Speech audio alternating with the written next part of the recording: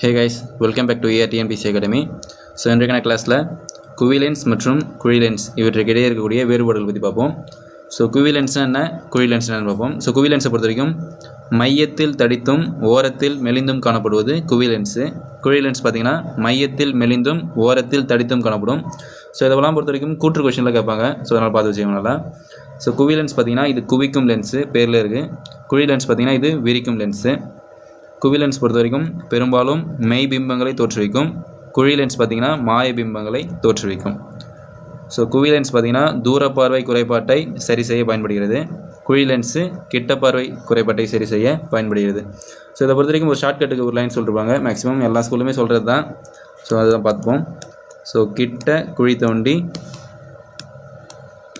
எட்ட குவி அப்படி சொல்லுவாங்க. ஸோ எட்ட குவி அல்லது தூரக்குவி இப்படி கூட சொல்லுவாங்க.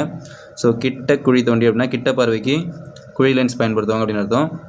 எட்ட குவி அல்லது தூரக்குவி அப்படின்னா தூர பார்வைக்கு குவி லென்ஸ் பயன்படுத்துவாங்க அப்படின்னு அர்த்தம். ஓகேங்களா? ஸோ இதுதான் ஒரு ஷார்ட்கட்டாக சொல்லுவாங்க. கிட்ட குழி தோண்டி தூரக்குவி அல்லது கிட்ட குழி தோண்டி எட்ட குவி அப்படின்னு சொல்லுவாங்க. ஸோ பார்த்து வச்சுக்கோங்க. ஸோ மேக்ஸிமம் இது வந்து கூட்டு கொஷின்ஸில் கேட்கறதுக்கு வாய்ப்பு இருக்குது, தெரிஞ்சுக்கோங்க. ஸோ குவி லென்ஸை பொறுத்த வரைக்கும் குவிக்கும் லென்ஸ்னுவாங்க. குழி லென்ஸை பொறுத்த வரைக்கும் விரிக்கும் லென்ஸ்னுவாங்க. குவி லென்ஸ் மெய்பிம்பங்களை தோற்றுவிக்கும். குழி லென்ஸ் மாய பிம்பங்களை தோற்றுவிக்கும். குவி லென்ஸ் பார்த்திங்கன்னா மையத்தில் தடித்து ஓரத்தில் மெலிந்து காணப்படும்.